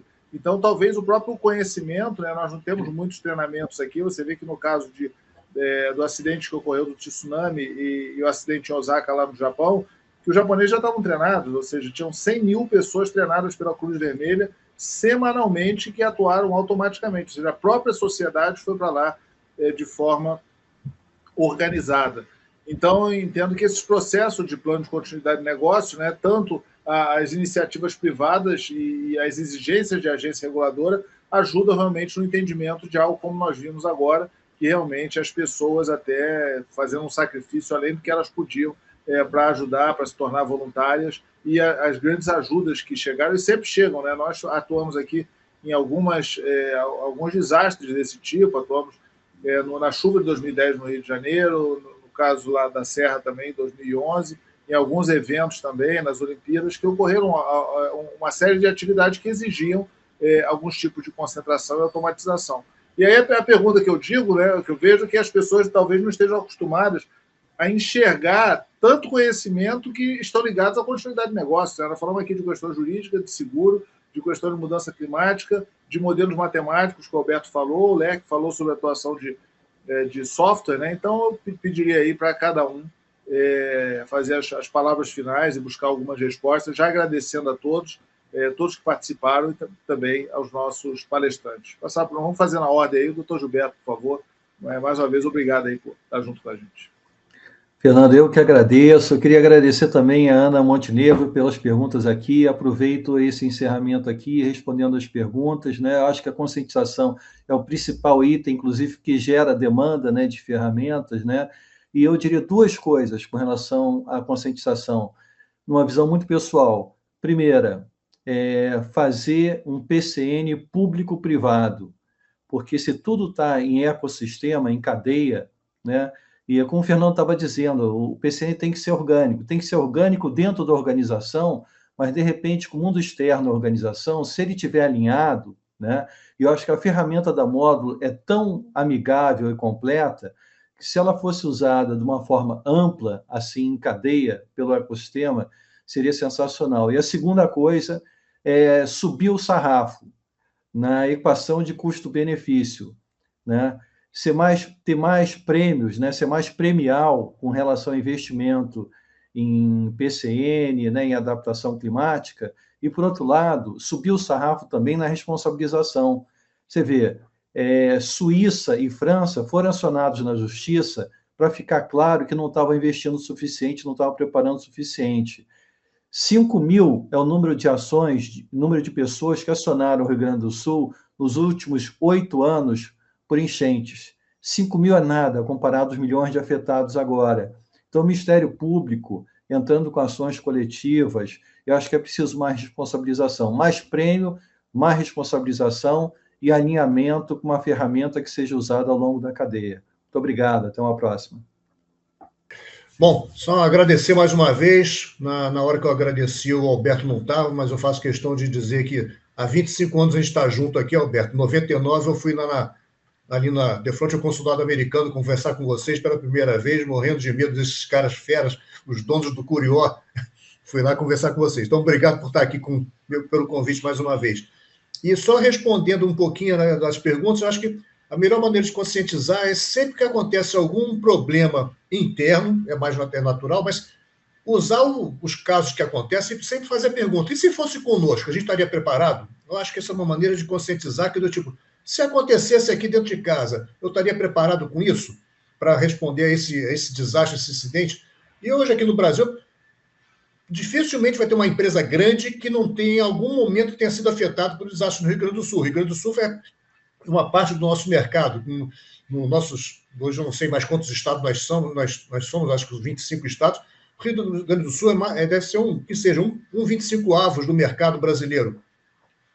Vai estar afetando uma grande empresa. Tem empresas menores que não chegam lá, mas a pergunta é, como é que a gente poderia estar preparado? A gente está preparado para responder esse caso que está acontecendo? Acho que essa é a melhor maneira de conscientizar, assim, melhor maneira. Uma maneira simples de trazer isso para dentro de casa. Então, agradeço aqui a chance, a oportunidade de estar com vocês e fico à disposição, quem precisa me achar, através de Fernando, Alberto, pessoal da Módulo, ou pelo LinkedIn, vocês me acham também, mas estou aqui, é um prazer estar com vocês. Obrigado, gente.